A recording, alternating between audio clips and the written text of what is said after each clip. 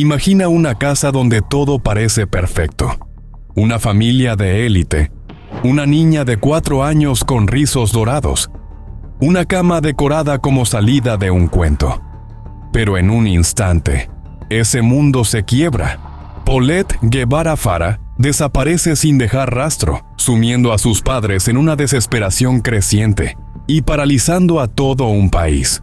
Durante 9 días, la búsqueda fue incansable. Se revisó cada rincón, cada espacio, hasta que, de forma inexplicable, el cuerpo aparece justo donde todos habían mirado, en su propia cama. Pero, ¿cómo es posible que nadie la haya visto? Hoy viajamos al año 2010 para reconstruir uno de los casos más inquietantes de México. Una historia que comenzó con una cama vacía y terminó con un hallazgo que 15 años después sigue generando más preguntas que respuestas. ¿Qué sientes el día que dice eres la principal sospechosa de haber matado a tu hija? No me dio así como sorpresa, pero yo tengo mi conciencia tranquila. Y eso me dio fuerza. ¿Y te lo han preguntado así? ¿Mataste a tu hija? No, nunca me lo han preguntado. Me voy a preguntar yo. Te lo voy a preguntar yo. Dice, ¿mataste a tu hija? No, Adela, para nada. Ni lo haría. Nunca, ni por aquí me pasa en la mente. El caso de Paulette Guevara Fara. Todos los días convivimos con la maldad.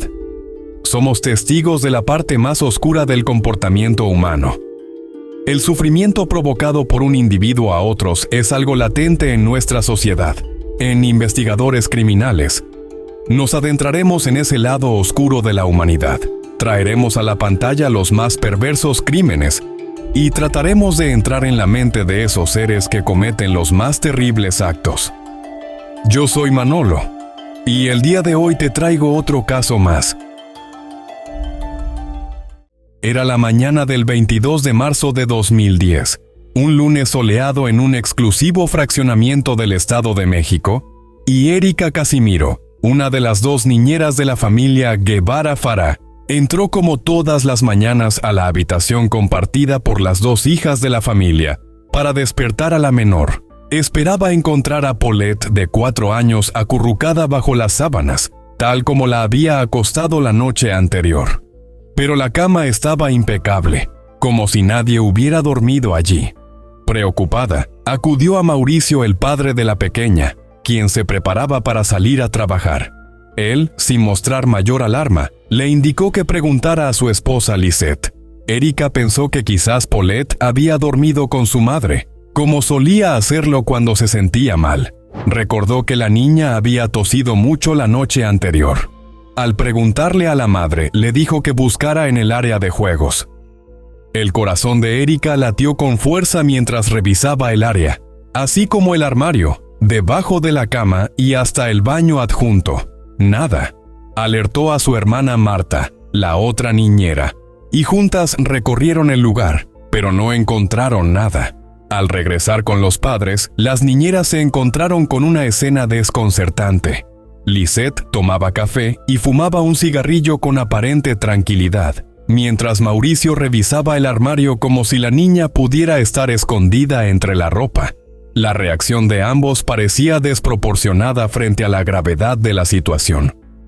Pasaron varios minutos antes de que los padres se unieran activamente a la búsqueda. Lisette comenzó a recorrer los cuartos, llamando a su hija en voz alta, pero nadie respondió. La búsqueda se extendió al fraccionamiento. Lisette recorrió los pasillos del edificio y preguntó a los vecinos. Nadie había visto a Paulette. Chess, la hija mayor de 7 años, ya había salido al colegio en el autobús escolar.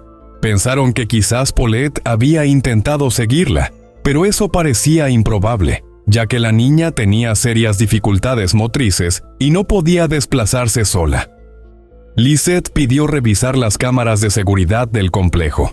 Los empleados le informaron que las cámaras no grababan, solo mostraban imágenes en tiempo real. No había registros. Paulette parecía haberse desvanecido. Mauricio llamó a su hermana, quien tomó la iniciativa de contactar a la policía. No era una denuncia rutinaria. La familia pertenecía a la élite, con conexiones que se extendían hasta las altas esferas políticas. La noticia escaló rápidamente a la Procuraduría General de Justicia del Estado de México, y poco después 2 patrulleros llegaron al departamento. Aunque al principio consideraron que podía tratarse de un malentendido, pronto comprendieron que la situación era grave.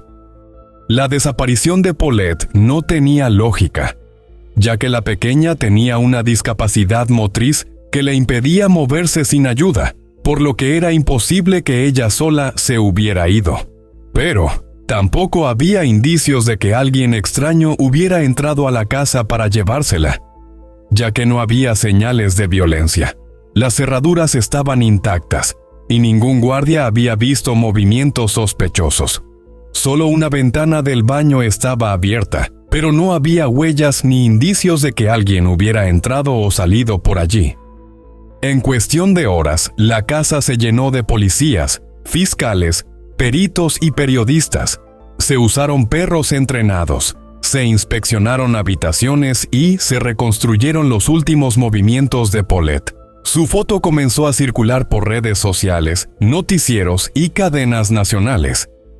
Pero, antes de que su desaparición se convirtiera en uno de los casos más desconcertantes de México, hay que conocer la corta historia de esta pequeña, la cual estuvo marcada por desafíos desde su nacimiento y una lucha diaria por superar sus limitaciones físicas. Paulette había nacido el 20 de julio de 2005 en Huixquilucan, Estado de México. En el seno de una familia acomodada, la niña vivía con sus padres, Lisette Fara y Mauricio Antonio Guevara, además de su hermana mayor. Lisette, descendiente de una influyente familia libanesa establecida en México desde generaciones, creció en un mundo de fiestas exclusivas y negocios textiles. Se describía como una mujer de carácter fuerte, con una agenda social vibrante que la llevaba de galas benéficas a viajes a Europa. Mauricio, por su parte, era un empresario astuto en bienes raíces, especializado en la compra, remodelación y venta de propiedades de lujo. Junto a sus hermanos, fundó una asociación civil dedicada a viviendas populares, un gesto filantrópico que enmarcaba su imagen pública. Se casaron en una ceremonia opulenta a comienzos de los años 2000 y se instalaron en un departamento de 2 niveles en una de las zonas más exclusivas del país. Poco después, en 2002, nació su primera hija, Lisette, a quien todos llamaban Chess, y como nos referiremos a ella en adelante. 3 años después, llegó Paulette con muchos desafíos. Su nacimiento estuvo marcado por la urgencia médica. Nació prematuramente, con apenas 25 semanas de gestación. Su madre fue intervenida de emergencia, y aunque Paulette sobrevivió, tuvo consecuencias. Mientras estaba en recuperación, sufrió un derrame cerebral que le dejó secuelas motrices y un trastorno severo del lenguaje. Aunque los médicos descartaron retraso mental, advirtieron que caminar sería un desafío. La familia, decidida a enfrentar los pronósticos, recurrió a todos los recursos disponibles. Sus padres contrataron a 2 niñeras, las hermanas Erika y Marta Casimiro, quienes se encargaban del cuidado diario de Paulette. La niña recibió terapias físicas, de lenguaje y equinoterapia. A los 4 años caminaba con dificultad, necesitaba ayuda para vestirse, pero superaba ampliamente las expectativas médicas. Asistía al jardín de infantes, donde fue integrada a un grupo regular de alumnos. Se destacaba por su entusiasmo, su deseo de independencia y su capacidad de adaptación. Era querida por sus compañeros y por sus maestras. A simple vista, Mauricio y Lisette parecían padres comprometidos. Participaban en las terapias de Paulette, asistían a reuniones escolares y se mostraban atentos a sus necesidades. La familia tenía recursos, contactos y una vida social activa. Desde fuera todo indicaba que estaban haciendo lo posible por brindarle a su hija una infancia digna, pese a sus limitaciones físicas. Sin embargo, bajo esa fachada de aparente armonía, había grietas. Las niñeras que convivían a diario con la familia describían un ambiente tenso, marcado por discusiones frecuentes entre el matrimonio, especialmente por temas económicos. Lisette mostraba rasgos de un trastorno de personalidad, distante en momentos clave, obsesionada con la perfección social. Mauricio, envuelto en deudas por expansiones inmobiliarias, mantenía un perfil bajo, pero rumores de infidelidades flotaban en fiestas. Para el año 2010, la relación entre Mauricio y Lisette ya no era la misma. Aunque seguían compartiendo el mismo techo, sus rutinas eran cada vez más independientes. Él pasaba largas horas fuera por trabajo, mientras ella mantenía una vida social activa, rodeada de amistades influyentes. La convivencia se había vuelto funcional, pero distante. Fue en ese contexto que llegó el fin de semana del 19 de marzo. Mauricio decidió llevar a Paulette, a su hija mayor, y a la niñera Erika un fin de semana en Valle de Bravo, en lo que parecía un intento por compartir tiempo en familia. Lisette, por su parte, optó por celebrar el cumpleaños de una amiga en otra localidad. Dos agendas separadas, dos mundos que ya no se cruzaban con naturalidad. El domingo 21 de marzo, la familia regresó a su departamento, aunque todos volvieron esa noche. Lo hicieron con rutinas distintas, como si cada uno viviera en su propio mundo. Lisette se encargó de que las niñas se asearan antes de dormir. Habló con cada una, les deseó dulces sueños y cerró la puerta del dormitorio, siendo este el último contacto registrado con la niña, marcando el inicio de una pesadilla que sacudiría a todo México. Al día siguiente, tan pronto como la familia reportó la desaparición de la niña, la Procuraduría General de Justicia inició la investigación de inmediato. Se difundió un cartel con la imagen de la pequeña, mientras que una tía compartió la foto en redes sociales, y la noticia se viralizó. La familia empapeló la Ciudad de México con carteles y colocó vallas gigantes en avenidas clave, con la descripción de Paulette. El país entero se unió a la búsqueda. Los noticieros cubrían el caso en tiempo real, mientras las redes sociales se inundaban con su imagen. La presión social crecía minuto a minuto. Para el 23 de marzo, la cobertura mediática había explotado. Algunos medios dedicaron segmentos completos en sus noticieros matutinos. El 24 de marzo, la búsqueda se intensificó. Peritos de la Procuraduría ingresaron por primera vez al departamento, escudriñando la habitación de las niñas con guantes y linternas. Revisaron el colchón, las cortinas de seda y los juguetes esparcidos. La policía llevó perros entrenados para rastrear el olor de Paulette. Los animales recorrieron toda la casa, incluida su habitación, sin detectar nada. La cama fue revisada, pero no se encontró ningún indicio. Reconstruyeron la última noche. Paulette, vestida con su pijama favorita, había sido arropada por su madre alrededor de las 11 de la noche, tras regresar de Valle de Bravo. Las niñeras confirmaron haberla visto dormida. Los perros regresaron, y uno ladró hacia la cama, pero los especialistas lo descartaron como falso positivo. Lisette, agotada pero determinada, concedió su primera entrevista extensa, sentada en la cama de su hija, rodeada de peluches. Durante 20 minutos habló con la reportera, no derramó una sola lágrima. Divagó e incluso bromeó con el hecho de que a su hija se la pudieron haber llevado los extraterrestres, una actitud que generó controversia.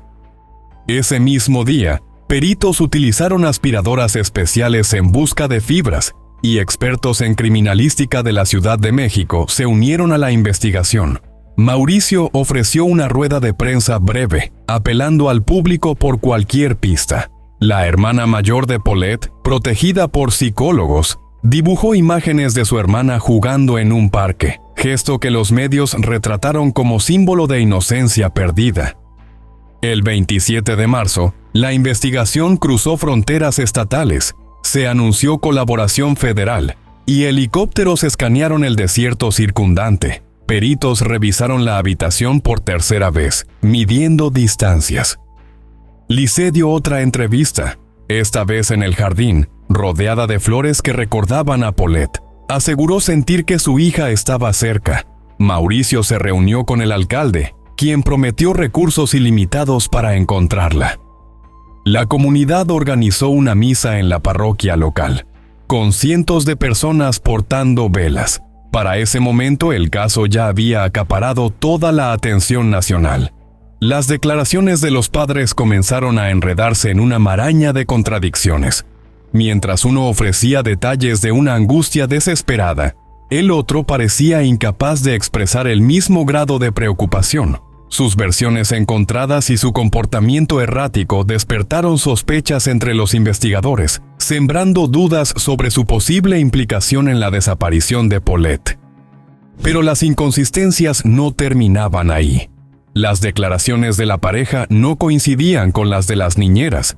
Mientras Lisette afirmaba que desde el primer momento en que se les informó de la desaparición de Paulette, ambos se habían dedicado a buscarla.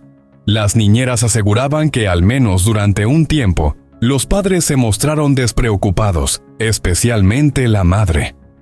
Otro detalle perturbador surgió de una entrevista realizada por un reportero que acudió al departamento de la familia para entrevistar a Lisette. Los medios filtraron varios videos de esta entrevista. En uno de ellos, ella preguntaba si debía llorar frente a las cámaras. Use el micro, así, y me ve hacia mí. ¿Así? Ahí está bien. Ajá. ¿Sí? Y usted nada más me ve hacia mí. Sí, así, no hay problema. Vamos a ensayar tantito. También se difundió una grabación en la que Lisette instruía a su hija mayor sobre qué decir ante la desaparición de Paulette. Le pedía que dijera que estaban tristes, pero que no hablara demasiado. Estamos muy tristes porque mi mamá se perdió. Entonces, ¿por qué, mamá? Esto te tienen que decir, mamita, porque si no, se empiezan a malinterpretar las cosas, nos pueden acusar de que nosotros nos graduamos o que tú la empujaste afuera para perderla, pues mejor no mira todo, ¿ok? Porque no sabemos nada. Estos audios generaron sospechas en Lisette. Para algunos era una madre protegiendo a su hija. Para otros, era una prueba de manipulación. Ella, por su parte, al ser confrontada, primero dijo que el audio había sido editado. Luego admitió que eran sus palabras, pero aseguró que habían sido sacadas de contexto. Mauricio, por su parte, se mantuvo un poco más alejado de las sospechas. Sin embargo, tanto él como Lisette fueron sometidos a entrevistas con un lector de gestos. Algunos expertos señalaron que algunas de las expresiones del padre denotaban asco. ¿Asco hacia la niña? ¿Asco hacia algún recuerdo? La incógnita permaneció sin respuesta. Las acusaciones contra los padres por la desaparición de la niña ganaron fuerza, pues tenían relaciones con empresarios y políticos, con Lisette convertida en la principal sospechosa. Ante las inconsistencias en sus declaraciones y la presión mediática, el 29 de marzo, la Procuraduría ordenó el resguardo de ambos padres y de las niñeras. No fue una detención formal, sino una medida preventiva. Todos fueron trasladados a un hotel bajo vigilancia, sin posibilidad de abandonar el país. La decisión fue interpretada por muchos como un intento desesperado por mostrar avances en la investigación, pero también generó suspicacias. ¿Por qué aislarlos si no había pruebas concretas? ¿Qué se esperaba obtener de ese encierro?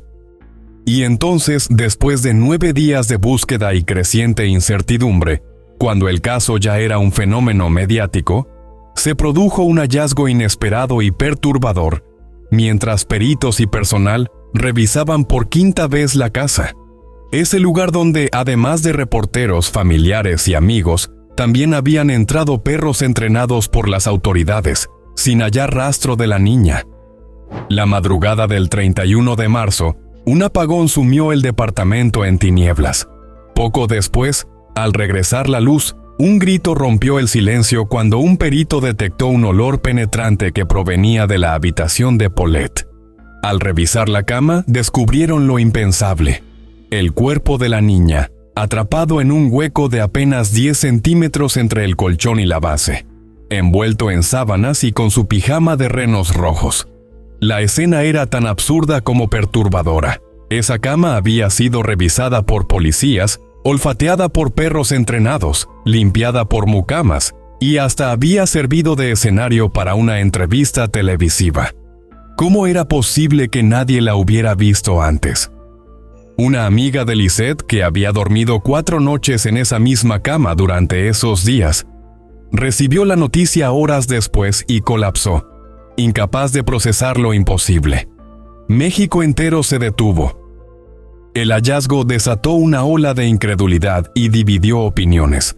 Para algunos, la muerte de la niña había sido una negligencia trágica. Para otros, encubrimiento deliberado. El procurador convocó una conferencia de prensa urgente. Aseguró que la niña había sido ocultada y privada de su vida, y prometió esclarecer los hechos, pero sus palabras no convencieron a nadie. La opinión pública exigía respuestas. Nadie quería que el caso se cerrara sin encontrar un culpable. Los exámenes forenses como causa del deceso de la niña, asfixia mecánica por obstrucción nasal y compresión torácico-abdominal. No había signos de violencia externa, ni toxinas, ni abuso. La fecha y hora exacta de su muerte nunca se confirmó, pero se estimó que ocurrió entre la noche del 21 y la madrugada del 22 de marzo. Según los estudios forenses preliminares, Paulette tenía 2 tiras de cinta adhesiva en las mejillas y una tela ortopédica en la boca, la cual, según declaraciones de sus padres y niñeras, era colocada cada noche para evitar que durmiera con la boca abierta. Basados en el informe, los peritos concluyeron que la niña habría fallecido en ese mismo lugar donde fue hallada, mientras todos la buscaban, mientras algunos dormían sobre esa cama y mientras otros hablaban de su desaparición frente a las cámaras. La versión oficial hablaba de un accidente, pero las inconsistencias eran tantas que la sociedad mexicana se negó a aceptarla sin cuestionamientos. Para muchos, esa versión era simplemente imposible. Las dudas se multiplicaban. Algunos cuestionaban el accionar de las autoridades, otros criticaban la frialdad de Lisette, y un tercer grupo pedía que se investigara a las niñeras. Nada parecía claro. La sociedad estaba dividida, pero unida en una certeza. Algo no cuadraba. Lisette comenzó a recibir amenazas. Personas le escribían diciendo que debía morir por haber acabado con la vida de su hija. La presión era insoportable. Ella pidió que se limpiara su nombre, pero el linchamiento mediático ya estaba en marcha. El 4 de abril, los medios anunciaron que tanto los padres como las niñeras habían sido liberados por falta de pruebas incriminatorias. Sin embargo, todos quedaron sujetos a la condición de no abandonar el país, ya que la investigación seguiría su curso. Al día siguiente, la situación se volvió aún más tensa. Mauricio y Lisette comenzaron a lanzarse acusaciones mutuas. Algunos medios aseguraron que Mauricio había dicho desde el principio que sabía dónde estaba su hija, pero que tenía miedo de declarar por temor a ser implicado.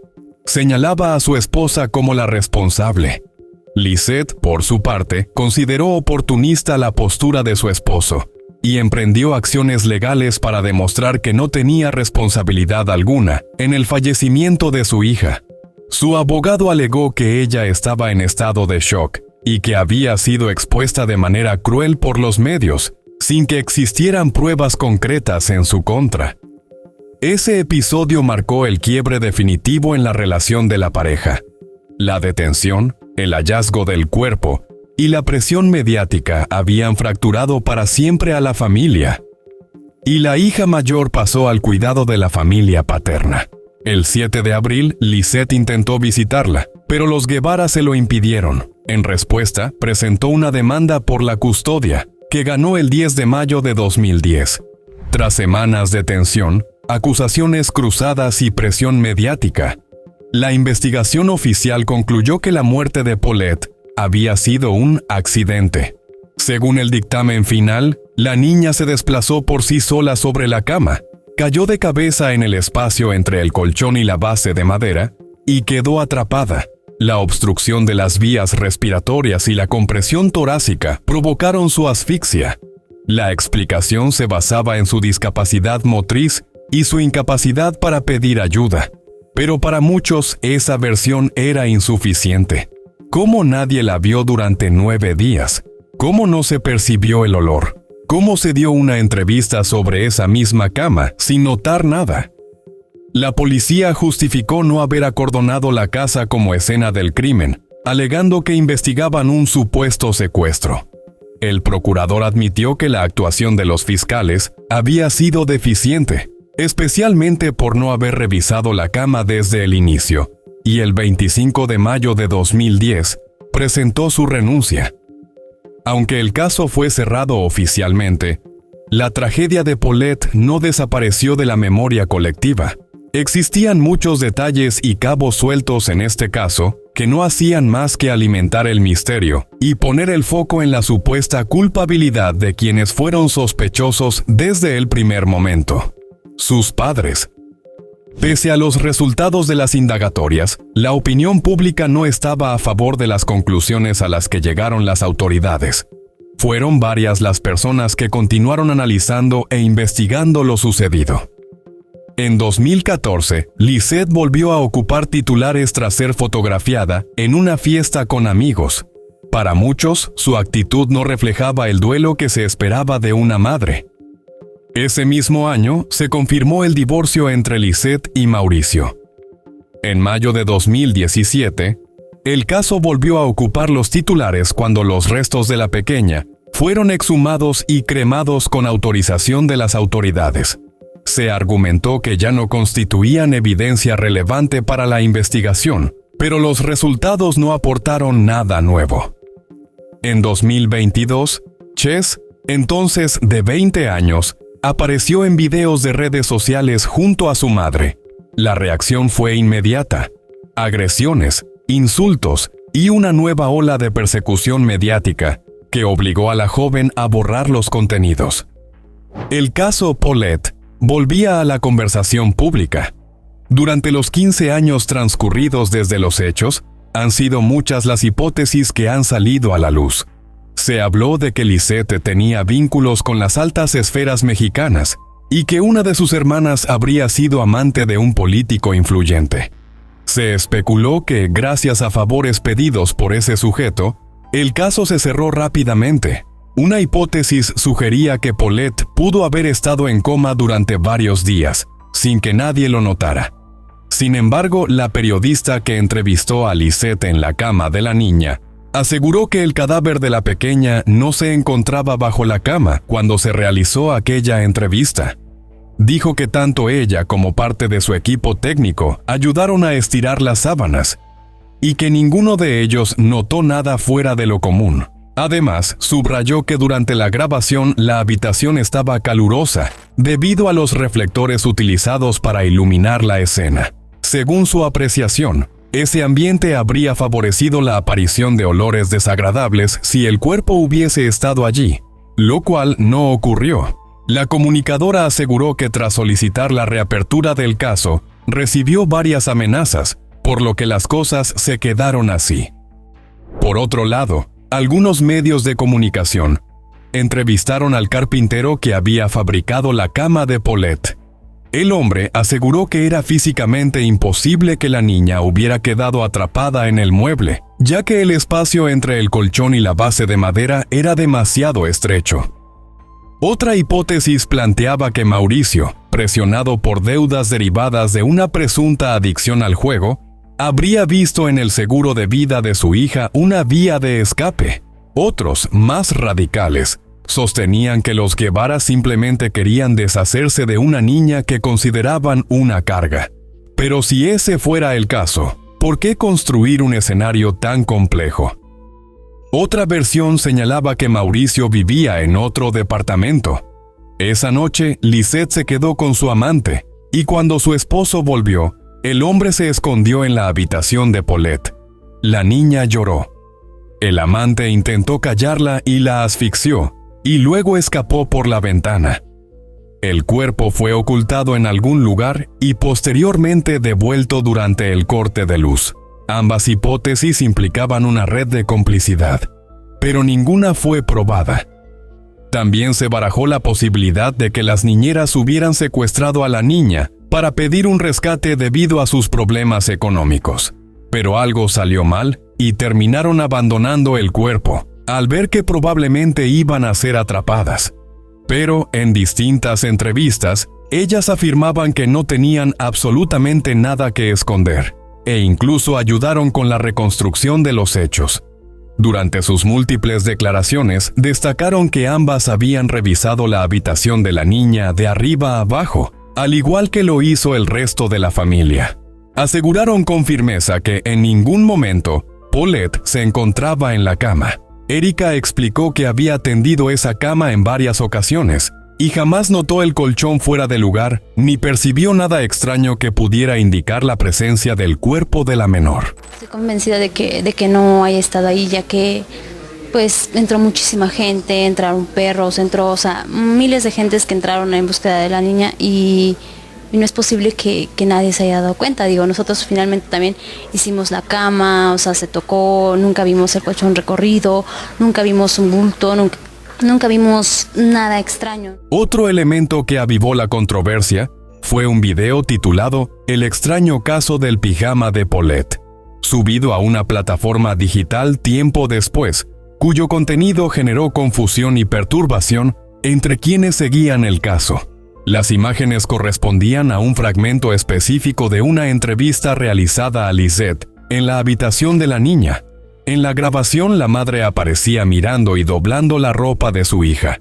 Entre las prendas estaba un pantalón de pijama que Lisette doblaba mientras pedía que su hija regresara con vida, el cual parecía ser el mismo con el que, según las fotografías filtradas del cadáver, se había encontrado a Paulette. La pregunta surgió de inmediato. ¿Cómo podía ese pijama aparecer primero en la entrevista y luego en el cuerpo de la niña? Lo que parecía un nuevo misterio, encontró una explicación aparentemente sencilla. Lisette afirmó que su otra hija tenía un pijama idéntico. Sin embargo, las niñeras desmintieron esa versión.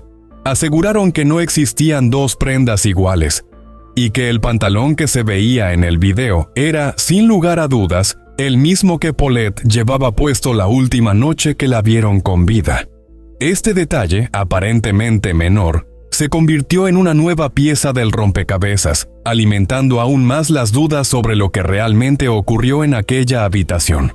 Finalmente, la última hipótesis planteaba que alguien le quitó la vida a la niña como forma de amenaza a los padres, tal vez por ser adinerados o por un ajuste de cuentas. Se creía que posiblemente ambos estaban involucrados en asuntos turbios. Desafortunadamente, todo esto no fueron más que simples rumores que intentaban señalar al responsable de un suceso tan aterrador como desconcertante, el cual, incluso después de tantos años, sigue siendo un enigma sin resolver. Más de una década después, las dudas persisten y el eco de aquella tragedia sigue resonando en la memoria de un país que, hasta hoy, no ha logrado cerrar ese capítulo. Muchos consideran que Lisette fue quien le quitó la vida a su propia hija, pero ella siempre lo ha negado. ¿Qué sientes el día que dice eres la principal sospechosa de haber matado a tu hija? No me dio así como sorpresa, pero yo tengo mi conciencia tranquila. Y eso me dio fuerza. ¿Y te lo han preguntado así? ¿Mataste a tu hija? No, nunca me lo han preguntado.